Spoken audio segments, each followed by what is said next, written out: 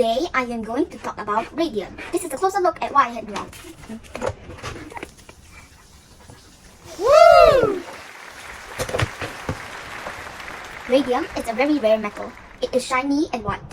And when it is in contact with oxygen, then it will become darker. And when it is touching water, it will dissolve and become hydrogen.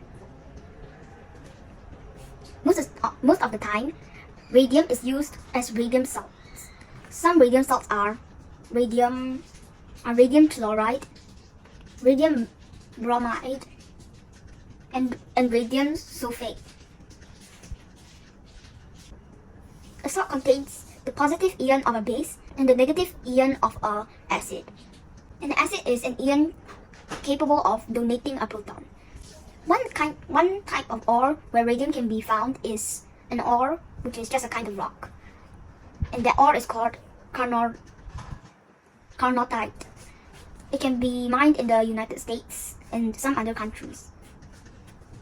And also, radium is a radioactive substance, and some other radioactive substances are uranium, plutonium, polonium, and cobalt. An ion comes from a neutral atom. A neutral atom is just an atom, and it means that the atom has the same amount of protons as electrons. So, example, an atom can have 11 electrons and 11 protons.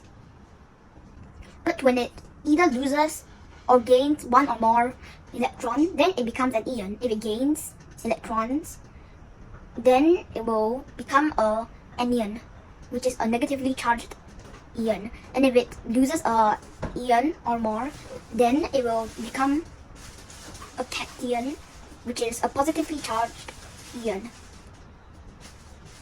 So a base is a substance that can react with acid. These substances will constantly change into a different radioactive substance at a fixed rate.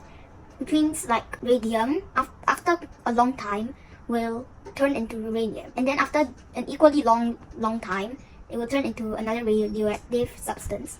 Until finally, it turns into lead, where it will stop changing. That is why at least a tiny bit of radium is found in all uranium mines.